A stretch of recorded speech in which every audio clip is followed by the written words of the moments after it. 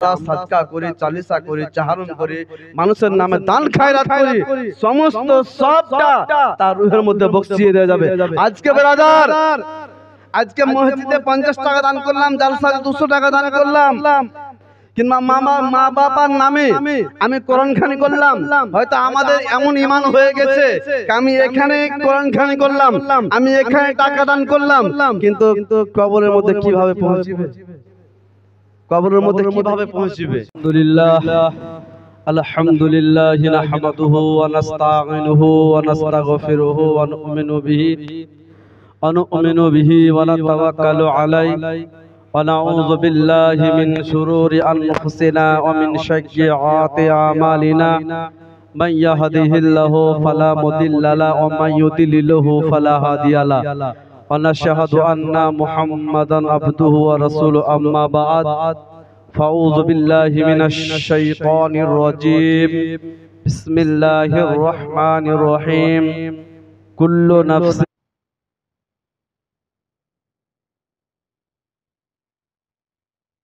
নাহনু আলা যালিকা লামিনাশ শাহিদিন সাকিরিন আলহামদুলিল্লাহি রাব্বিল আলামিন বাদাহু ফি শানি হাবিবিহিল কারীম ইন্নাল্লাহা ওয়া মালাইকাতাহু ইউসাল্লুনা আলান নবী ইয়া আইয়ুহাল্লাযীনা আমানু সাল্লু আলাইহি ওয়া সাল্লিমু তাসলিমা আল্লাহুম্মা সাল্লি আলা সাইয়্যিদিনা ওয়া মাওলানা মুহাম্মাদিন বারিক ওয়া সাল্লিম সালাতাও ওয়া সালামান আলাইকা ইয়া রাসূলুল্লাহ সালাতাও ওয়া সালামান আলাইকা ইয়া হাবিবাল্লাহ আল্লাহু রাব্বু মুহাম্মাদিন সাল্লাল্লাহু আলাইহি ওয়া সাল্লামা নাহনু ইবাদু মুহাম্মাদিন সাল্লাল্লাহু আলাইহি ওয়া সাল্লামা রাদিতু বিল্লাহি রাব্বান ওয়া বিল ইসলামি দীনান ওয়া বি মুহাম্মাদিন সাল্লাল্লাহু তাআলা আলাইহি ওয়া সাল্লাম রাসূলা। আলহামদুলিল্লাহ, সমস্ত তারিফ, প্রশংসা ও গুণগান সেই মহান আল্লাহ তাআলার জন্যই, যিনি অক্ষয় অব্যয় অনাত্য অনাসী ওয়াহদাহু লা শারীকা লাহু। আল্লাহ তাআলা আমাদেরকে পবিত্র মসজিদে নামাজ পড়তে আসার তৌফিক দান করেছেন। তারপরে পরে আপনার নবী, আমার নবী, দয়ার নবী মুস্তাফা জনাবে মুহাম্মদুর রাসূলুল্লাহ সাল্লাল্লাহু তাআলা আলাইহি সাল্লামের উপর শত কোটি দরুদ ও সালাম বর্ষিত হোক। সকলে উচ্চ স্বরে বলতে আল্লাহুম্মা আমিন। আল্লাহ তাআলা জাল্লা শানুহু পরওয়ারদিগার আলাম পবিত্র কালামুল্লাহ ইরশাদ করলেন, কুল্লু নাফসিন যায়কাতুল মাউত। আল্লাহ তাআলা কোরআনের মধ্যে একটা এমনই আয়াত অবতীর্ণ করলেন যে কেউ মুক্তি লাভ করতে পারবে না, কেউ মতভেদ করতে পারবে না। এতে আহলে হাদিস হোক, যে হানফি হোক, চাহে বেরেলি হোক, যে ফুরফুরা হোক, এই আয়াতের মধ্যে কেউ মতভেদ করতে পারবে না। এক বাক্যে মানতে হবে কুল্লু নাফসিন যায়কাতুল মাউত। কুল্লু সমস্ত যার প্রাণে জান রয়েছে একদিন না একদিন মৃত্যুর স্বাদ ও মৃত্যুর মজা চাখতে হবে। আমাদেরকে মৃত্যুবরণ করতে হবে, মরতে হবে সকলকে। আকা মাওলানা হযরত মুহাম্মদ মুস্তাফা সাল্লাল্লাহু তাআলা আলাইহি সাল্লাম জুম্মার দিন যখনই মেম্বারে খুতবা দেওয়ার জন্য উপস্থিত হলেন, দয়ার নবী মুস্তাফা সাল্লাল্লাহু তাআলা সাল্লাম যখন প্রথম মেম্বারে নিজের কদম মুবারক রাখলেন, আমার নবী পাক সাল্লাল্লাহু তাআলা আলাইহি ওয়াসাল্লাম জবান দ্বারা ইরশাদ করলেন, আল্লাহুম্মা আমিন। দ্বিতীয় মেম্বারে যখন কদম মুবারক রাখলেন, দ্বিতীয় মেম্বারও বললেন আল্লাহুম্মা আমিন। তৃতীয় মেম্বার যখন কদম মুবারক রাখলেন, তৃতীয়বারে বললেন আল্লাহুম্মা আমিন। সাহাবায়ে ইকরাম উনারা নবী মুস্তাফা সাল্লাল্লাহু তাআলা আলাইহি সাল্লামের দিকে দেখছেন, যে অন্যান্য দিন নবী পাক সাহেবে লাউলাক সাল্লাল্লাহু তাআলা আলাইহি ওয়াসাল্লাম মেম্বারে খুতবা দিতে উঠেছেন, কিন্তু এই বাক্যটা ব্যবহার করেননি, এই বাক্যটা বলেননি। আজ হয়তো নবী মুস্তাফা সাল্লাল্লাহু তাআলা আলাইহি ওয়াসাল্লামের উপরে কোরআন অবতীর্ণ হচ্ছে, নচেত আমার নবী পাক কেন বলবেন আল্লাহুম্মা আমিন?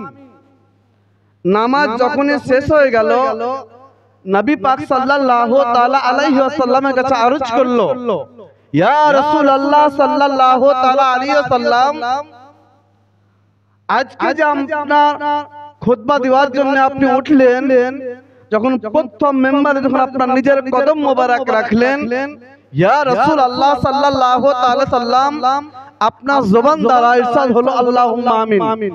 দ্বিতীয় মেম্বারে যখন দাঁড়ালেন তখন বলেন আল্লাহুম্মা আমিন, এবং তৃতীয় মেম্বারে যখন দাঁড়ালেন তখন বলেন আল্লাহুম্মা আমিন। ইয়া রাসূলুল্লাহ সাল্লাল্লাহু তাআলা সাল্লাম, এর পিছনে কিছু রাজ আছে। নবী পাক সাহেবেল আওলাদ সাল্লাল্লাহু তাআলা আলাইহি ওয়াসাল্লাম বললে, ইয়া আমার সাহাবা মণ্ডলীগণ শোনো, আমি যখন প্রথম মেম্বারে যখন নিজের কদম মোবারক রাখলাম, সেই সময় হযরত জিবরাইল ফেরেশতা এসে বলছে, ইয়া রাসূলুল্লাহ সাল্লাল্লাহু তাআলা আলাইহি ওয়াসাল্লাম, যে রমজান মাস পেল অথচ নিজে রোজা রাখলো না, সেই ব্যক্তি যেন ধ্বংস হয়ে যায়। আমি নবী পাক সাল্লাল্লাহু তাআলা আলাইহি ওয়াসাল্লাম বললেন আল্লাহুম্মা আমিন। সাহাবা ইকরাম বললেন, ইয়া রাসূলুল্লাহ, দ্বিতীয় মেম্বার যখন কদম রাখলেন, নবী পাক সাহেবেল আওলাদ সাল্লাল্লাহু তাআলা আলাইহি সাল্লাম বললেন যে দ্বিতীয় মেম্বার যখন আমি নিজের কদম মোবারক রাখলাম, জিবরাইল ফেরেশতা এসে বলতে, ইয়া রাসূলুল্লাহ সাল্লাল্লাহু তাআলা সাল্লাম, যে মা বাপকে পেল অথচ জান্নাতের হকদার হতে পারলো না, যে মা বাপকে পেল অথচ সেবা শুশ্রূষা করতে পারলো না, ইয়া রাসূলুল্লাহ সাল্লাল্লাহু তাআলা সাল্লাম, সে ব্যক্তিও যেন ধ্বংস হয়ে যায়। নবী পাক সাল্লাল্লাহু তাআলা সাল্লাম বললেন, সেই সময় পড়েছে আমি আল্লাহুম্মা আমিন।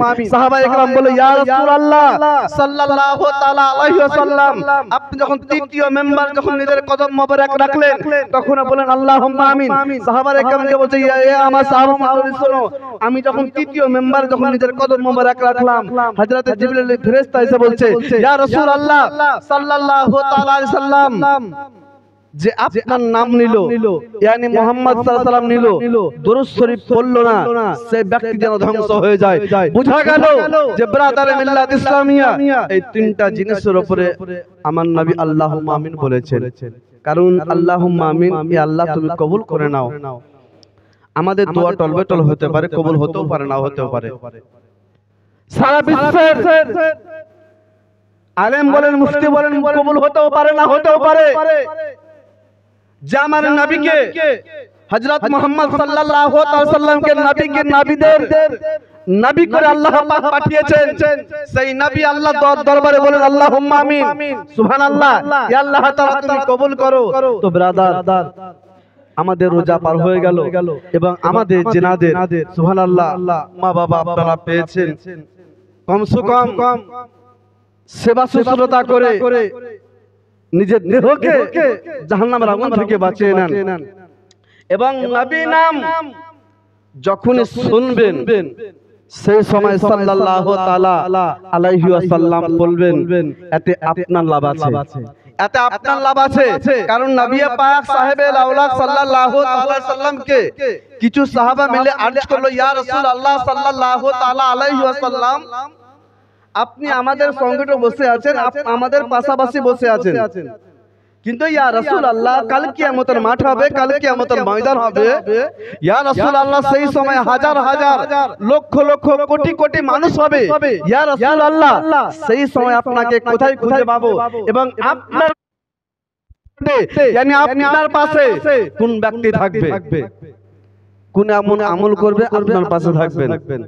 নবী পাক সাল্লাল্লাহু তাআলা সাল্লামে সব সময় চারজন মাশহুর সাহাবা, হযরত আবু বকর সিদ্দিক রাদিয়াল্লাহু তাআলা, হযরত ওমর ফারুক, হযরত ওসমান গনি, হযরত আলী রাদিয়াল্লাহু তাআলা আনহুমা, ইনারা সব সময় থাকতেন। তো নবী পাককে জিজ্ঞাসা করা হলো, ইয়া রাসূলুল্লাহ কি এমন আমল করলে কাল হাসরের মাঠে, কাল কিয়ামতের মাঠে আপনার পাশে থাকবে? আমার নবী সাল্লাল্লাহু তাআলা সাল্লাম বললে, যে আমার উপরে বেশি বেশি দরুদ শরীফ পাঠ করবে, কাল হাসরের মাঠে, কাল কিয়ামতের মাঠে কোটি কোটি মানুষ হবে, সেই ব্যক্তি, যেই ব্যক্তি দরুদ শরীফ আমার উপরে পাঠ করবে, সুবহানাল্লাহ, সেই ব্যক্তি আমার কাছে বসে থাকবে। বলুন সুবহানাল্লাহ।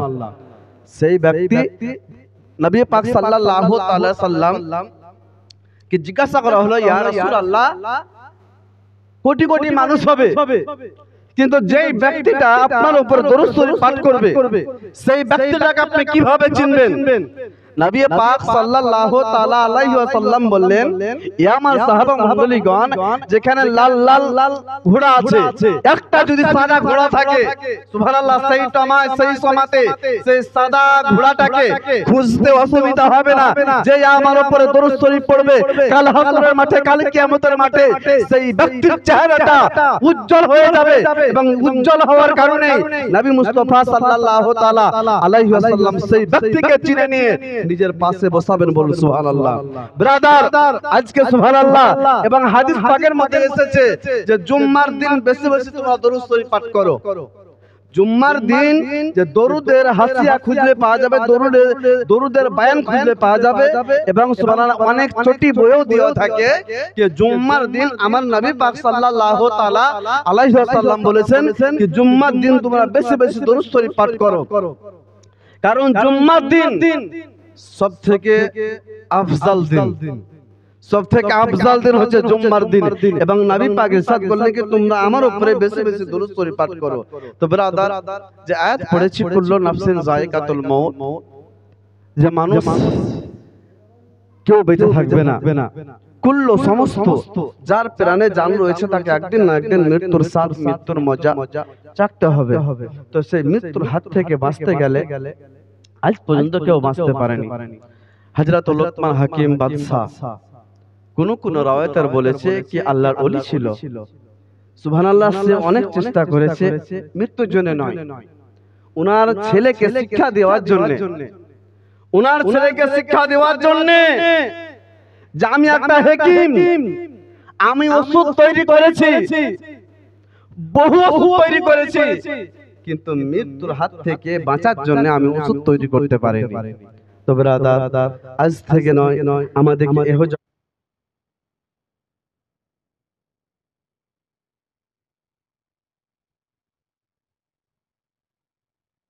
নিয়ে আমাদেরকে প্রশ্ন করবে, কি নিয়ে আমাদেরকে সওয়াল জবাব করবে, সেটা আমাদের অনেকেরই নাই, সবারই জানা আছে যে কবরে যে আমাদের প্রশ্ন হবে, কি নিয়ে প্রশ্ন হবে। এবং ব্রাদার, যেটা আমার নবী পাক সাল্লাল্লাহু তাআলা আলাইহি ওয়াসাল্লাম শিক্ষা দিয়ে গেছেন, সেই শিক্ষাগুলো আমাদেরকে কাজে লাগাতে হবে।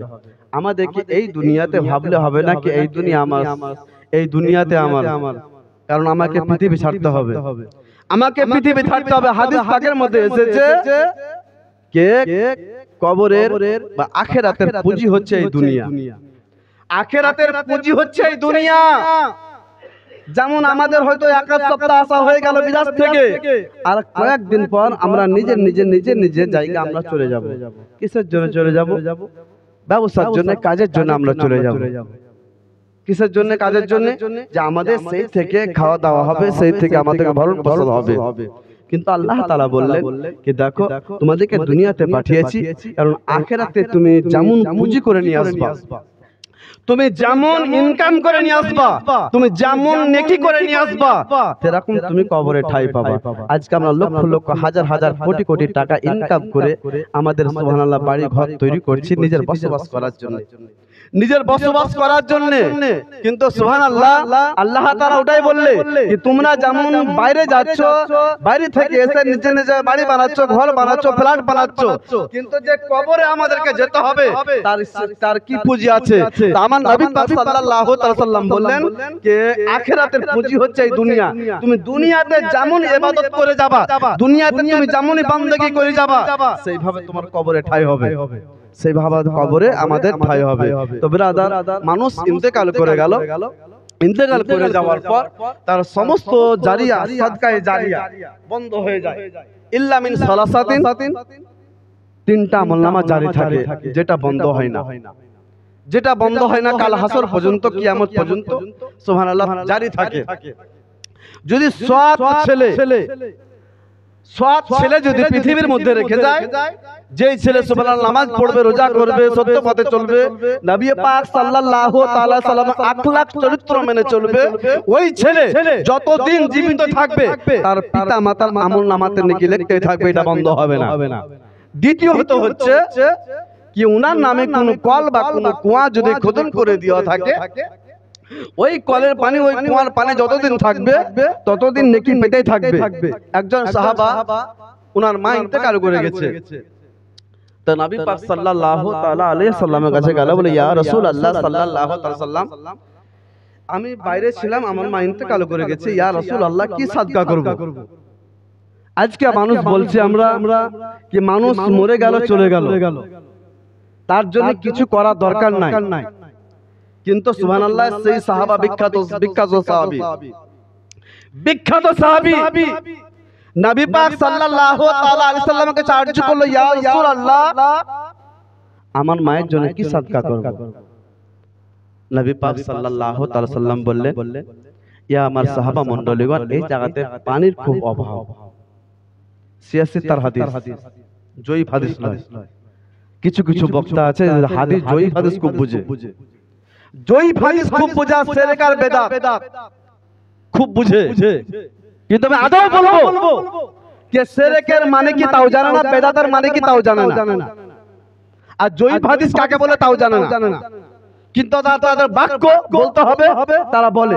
কিন্তু সুবহানাল্লাহ, বেদাতের কটা কিসিম আছে, বেদাতের কটা ভাগ আছে, সবই বেদাত, সবই বেদাত ব্রাদারে মিল্লাত ইসলামিয়া। কিন্তু এটা হচ্ছে সিয়াসিতার হাদিস।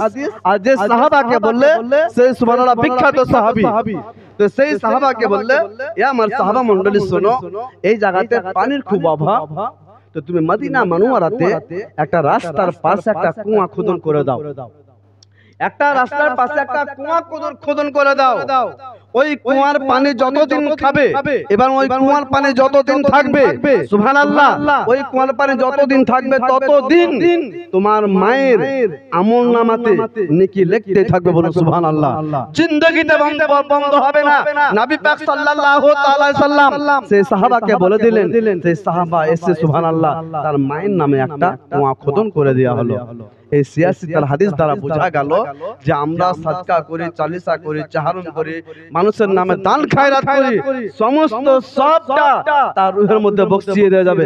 আজকে ব্রাদার, আজকে মসজিদে 50 টাকা দান করলাম, জালসাতে 200 টাকা দান করলাম, কিংবা মা বাবার নামে আমি কোরআন খানি করলাম, হয়তো আমাদের এমন ঈমান হয়ে গেছে আমি এখানে কোরআন খানি করলাম, আমি এখানে টাকা দান করলাম, কিন্তু কবরের মধ্যে কিভাবে পৌঁছবে, কবরের মধ্যে কিভাবে পৌঁছবে, এটা আমাদের ধন্দ লেগে থাকে।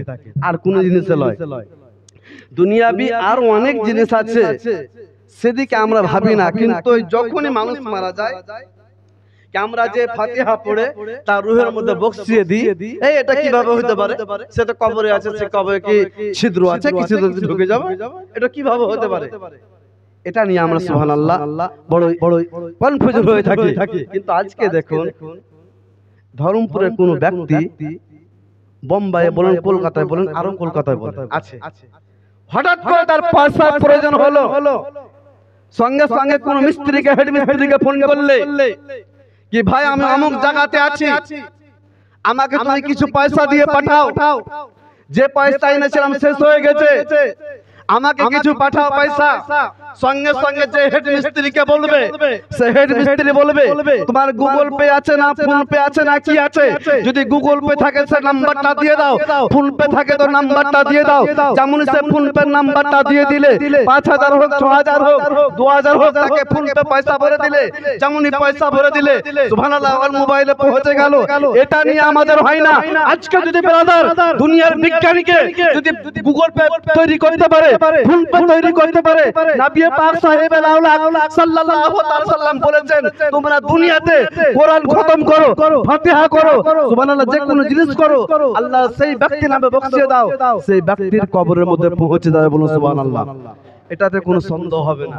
আর আজকে আমরা এটাতে সন্দেহ লাগাচ্ছি, এটাতে সন্দেহ লাগাচ্ছি, আমরা 40 দিকে সন্দেহ লাগাচ্ছি কি নবী তো কাউরি 40 করেনি, নবী কাউরির বছর কি করেনি, সুবহানাল্লাহ, নবী এটা করেনি, নবী সেটা করেনি। আমরা বেদাত বলছি, চালিসা করা বেদাত, তাহারুম করা বেদাত, মানুষ ইন্তেকাল করে গেলে যে মিনহা খালাকাকুম বলে আমরা মাটি দিই, সেটাও বেদাত। যদি এটা বেদাত হলো, তোর কোন বাপ তৈরি করেছিল? নবী পাকের জামানায় ফোন পে ছিল? যে জালসা যেটা হচ্ছে অমুক তারিখ 33 তারিখ বা 34 তারিখ জালসা, আমার ফোন পে 34,000 টাকা ভরে দাও। নবীর জামানায় ছিল? নবীর জামানায় ছিল ফোন পে? আজকে তুই যে ফোন পে ব্যবহার করছিস, নবীর জামানায় ফোন পে ছিল না? নবীর জামানায় গুগল ছিল না? নবীর জামানায় অ্যাকাউন্ট ছিল? আজকে বলে দিচ্ছি ফোন করে কি অ্যাকাউন্টে ভরে দাও। নবীর জামানায় কি ছিল? সেটাও তো বেদাত হবে, সেটা তো বেদাত হবে। বিরাদালে মিল্লাত ইসলামিয়া চুপ করে থাকবেন না। যখনই বেদাতের যখনই মাসলা মাসাইল নিয়ে চলে আসবে, কমসে কম বাক্য গেলেও বলার চেষ্টা করবেন। কারণ মুখ বুঝে আপনি সহ্য করে নিচ্ছেন, মুখ বুঝে মেনে নিচ্ছেন কিনা, এই জন্য বলছে হানফি জামাত খুব কম। হানফি জামাত খুব তর্ক করতে খুব কম পারে। বিরাদালে মিল্লাত ইসলামিয়া কমসে কম জবাবটা দিন। আজকে যদি চাহারুম করা বেদাত হয়, আজকে যদি চালিসা করা বেদাত হয়, আজকে সুবহানাল্লাহ, আজকে বছর কি যদি বেদাত হয়, তাহলে phone pay, Google pay, account pay কেন বেদাত হবে না? এগুলা তো সব থেকে বড় বেদাত, কারণ এগুলা নবীর জামানায় ছিল না। চালিসা বলেন, চাহারুম বলেন, এগুলা সমস্ত নবীর জামানায় ছিল। হাদিস থেকে প্রমাণ আছে। যেহেতু একদা হযরতে নবী পাক সাল্লাল্লাহু তাআলা সাল্লাম মসজিদে নববীতে একজন খাদেম ছিলেন যে ঝাড়ু দেয়। তো এসার নামাজ পড়ে আমার নবী পাক বেরিয়ে গেলেন। বেরিয়ে যাওয়ার পর এক ব্যক্তি যে ঝাড়ুদার ব্যক্তি ছিল সে ইন্তেকাল করলো। কিছু সাহাবা মিলে বললে কি রাসূলুল্লাহ সাল্লাল্লাহু আলাইহি ওয়াসাল্লাম তো চলে গেলেন, আর খবর দেব না, আমরা মাটি দিয়ে দেই, চলো। ওনারা মাটি দিয়ে চলে আসলেন। এটাও কিন্তু সিয়াসতের হাদিস, জয়ীফ হাদিস নয়। আর আহলে সুন্নাত ওয়াল জামাত আলা হাজরাত পন্থী জয়ীফ হাদিস ব্যবহার করেন না। যেটা ব্যবহার করেন হক হাদিসই ব্যবহার করেন এবং পাকা পোক্তা হাদিস ব্যবহার করেন। তো নবী পাক সাল্লাল্লাহু তাআলা সাল্লামকে কিছু খবর দিলেন না, যেইভাবে মাটি দেয় মাটি দিয়ে চলে আসলেন। নবী পাক সাল্লাল্লাহু তাআলা সাল্লাম তারপরের দিন ফজরের নামাজ আদায় করতে আসলেন, কিছু বললেন না। এভাবে আস্তে আস্তে আস্তে আস্তে কয়েকটা দিন কেটে গেল, কিছু বললেন না। যখন 39 দিন হলো, আমার নবী পাক সাল্লাল্লাহু তাআলা আলাইহি সাল্লাম বলছে, আচ্ছা যে ব্যক্তিটা খাদেম ছিল মসজিদ নববীতে, ঝাড়ুদার ছিল, সে ব্যক্তিটাকে দেখতে পাচ্ছি না। 39 দিনে জিজ্ঞাসা করছে। নবী পাক সাল্লাল্লাহু তাআলা সাল্লাম তার পরের দিন জিজ্ঞাসা করতে পারতেন বা 10 দিন পরে জিজ্ঞাসা করতে পারতেন, কিন্তু নবী পাক দুনিয়ার মানুষকে শিক্ষা দেওয়ার জন্য 39 দিনে জিজ্ঞাসা করছে। তো সাহাবা মণ্ডলীগণ বলছে, ইয়া রাসূলুল্লাহ, অনেক দিন হলো, প্রায় 39 দিন হয়ে গেল, ইন্তেকাল করে গেছে। বলে চলো তার কবরে জিয়ারত করার জন্য। তাও খুদ আমার নবী মুস্তাফা সাল্লাল্লাহু তাআলা সাল্লাম তার জন্য রুহে মাগফিরাত করেছেন এবং ওনার জন্য জিয়ারত করেছেন। বলুন সুবহানাল্লাহ। এই হাদিস দ্বারা বোঝা গেল যে আমরা কবর জিয়ারত করতে যাই, এটা আমার নবী পাকের সুন্নাত, এটা আমার নবী পাকের সুন্নাত। বিরাদারে মিল্লাত ইসলামিয়া, তো যেটা বলছিলাম যে সাদকায়ে জারিয়া ওনার নামে এবং লাস্ট হচ্ছে ওনার নামে কোন কিতাব বা কোন হাদিস যদি দান করে দেওয়া থাকে, ওই কোরআন ওই হাদিস যতদিন পাঠ করবে ততদিন ওনার নামে আমল নামাতে নেকি লিখতে থাকবে। আর সব থেকে সাদকায়ে জারিয়া যে আমরা মসজিদ নির্মাণ করছি, মসজিদ তৈরি করছি, আজকে সুবহানাল্লাহ আমরা কুয়া তৈরি করছি, কুয়া থাকতেও পারে না থাকতেও পারে। আজকে আমরা গাছ লাগাচ্ছি, এটাও কিন্তু সাদকায়ে জারিয়া। এই গাছ লাগা, এই গাছ থাকতেও পারে না থাকতেও পারে, কিন্তু বিরাদারে মিল্লাত ইসলামিয়া এই যে মসজিদ, এই মসজিদ কিয়ামত পর্যন্ত থাকবে।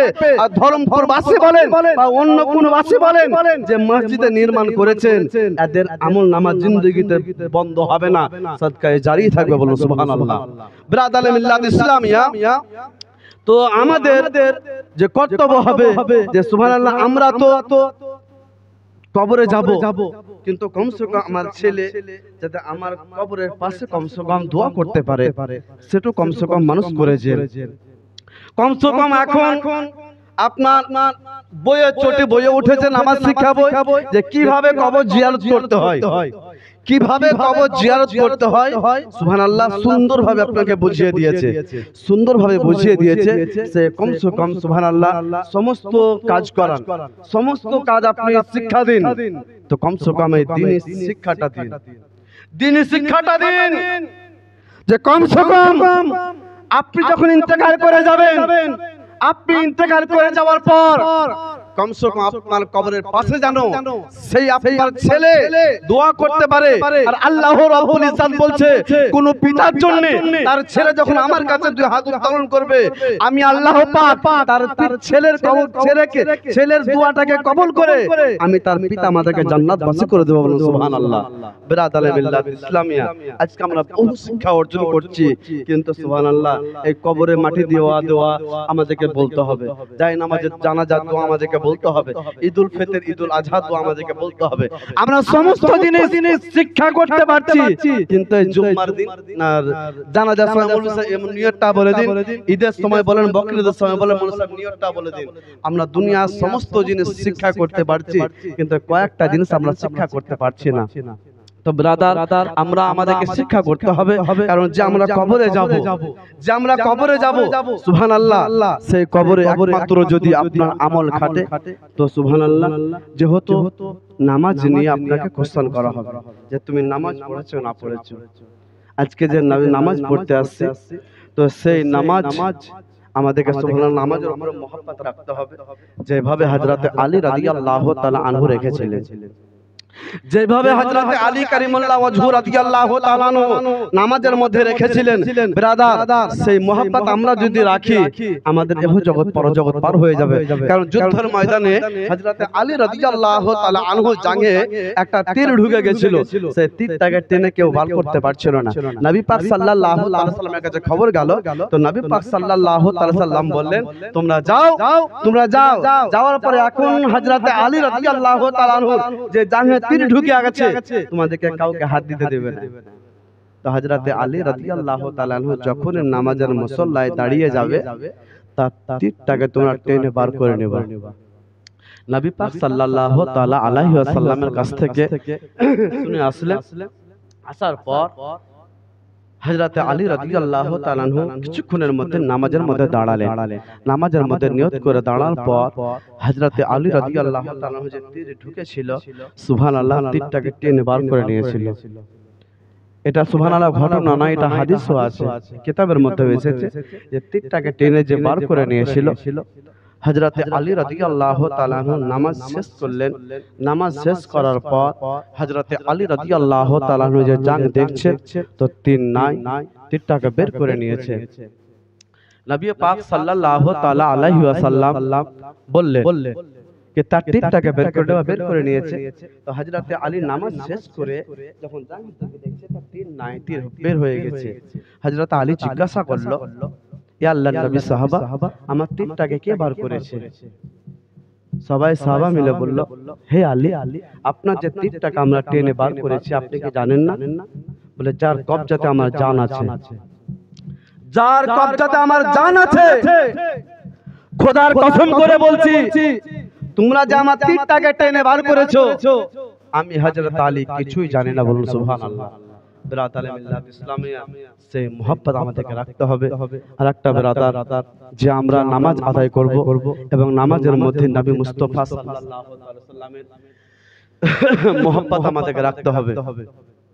তাই বিরাদার, পবিত্র কোরআন থেকে পড়েছিলাম যে কুল্লু নাফসিন যায়কাতুল মাউত, অর্থাৎ যার জান রয়েছে তাকে একদিন না একদিন মৃত্যুর স্বাদ, মৃত্যুর মজা আমাদেরকে চাখতে হবে।